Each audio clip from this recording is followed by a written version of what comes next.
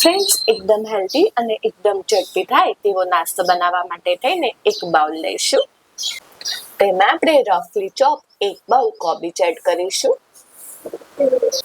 તે પછી એક બાઉલ પર્પલ કોબીજ એડ કરીશું. તમે આ કોબીજને સ્કીપ કરવી હોય તો કરી શકો છો.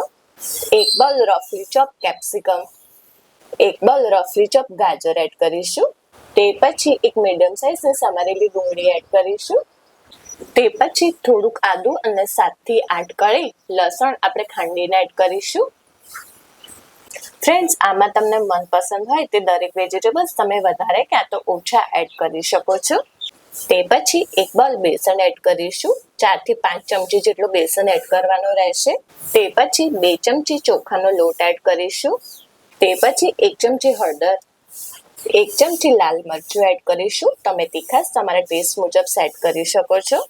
1 ચમચી ધાણા જીરું એડ કરીશું. સ્વાદ અનુસાર મીઠું એડ કરીશું. અડધી ચમચી ગરમ મસાલો એડ કરીશું. 1 ચમચી તેલ એડ કરીશું. તે પછી 1 ચમચી દહીં એડ કરીશું. આ બધાને આપણે એકદમ મિક્સ કરી દઈશું. આ બધું મસ્ત મિક્સ થઈ ગયું છે. આમાં આપણે જે ચણાનો લોટ અને ચોખાનો લોટ જે એડ કર્યો તે બાઇન્ડિંગ માટે થઈને છે. હવે આપણે થોડુંક પાણી એડ કરીશું. બહુ પાણી એડ નથી કરવાનું.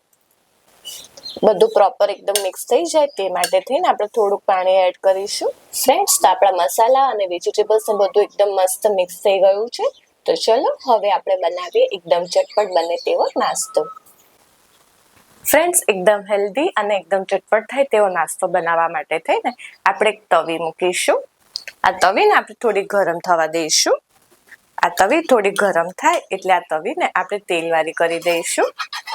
તમે તેલની જગ્યાએ ઘી અથવા બટરનો પણ યુઝ કરી શકો છો. તે પછી આપણે આ જે બેટર બનાવ્યું હતું તે એડ કરી દઈશું અને આને એક શેપ આપી દઈશું.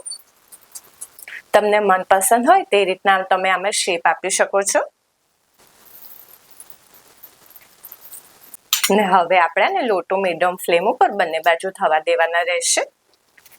તમારે આજુબાજુમાં ફરીથી તેલ ક્યાં તો ઘી કે બટર એડ કરવું હોય તો તમે કરી શકો છો. 1 થી 2 મિનિટ પછી હવે આપણે બીજી બાજુ થવા દઈશું.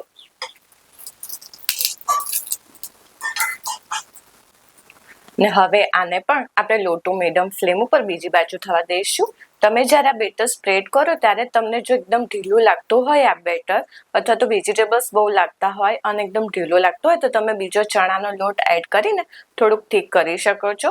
બાકી જો તમે મેં કીધેલા જે માપે તમે બનાવશો તે પરફેક્ટ માપ છે.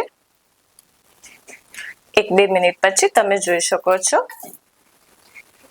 આપણે બીજી બાજુ પણ મસ્ત થઈ ગયા છે. ને હવે આપણે સર્વિંગ પ્લેટમાં સર્વ કરી દઈશું.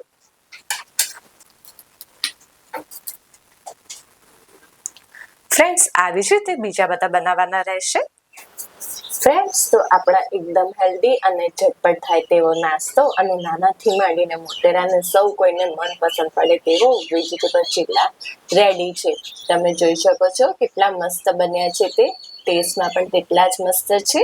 આટલી ક્વોન્ટિટીમાં 9 થી 10 નંગ જેટલા વેજીટેબલ ચીલા બનશે. તમે આને નાના છોકરાને લંચ બોક્સમાં પણ ભરી શકો છો.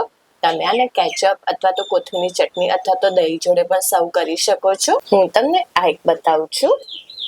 તમે જોઈ શકો છો કેટલા મસ્ત બન્યા છે તે. ટેસ્ટમાં પણ તેટલા જ મસ્ત છે. આ રેસીપી તમે જરૂરથી ટ્રાય કરજો અને આ રેસીપી તમને કેવી લાગી એ મારા વિડીયોના કમેન્ટ સેક્શનમાં જરૂરથી કમેન્ટ કરજો. જો તમને આ વિડીયો પસંદ આવ્યો હોય તો સબસ્ક્રાઇબની જોડે બેલ આઇકોન ઉપર ઓલ બટન દબાવજો જેથી મારા બધા નવા વિડીયો તમને મળતા રહે.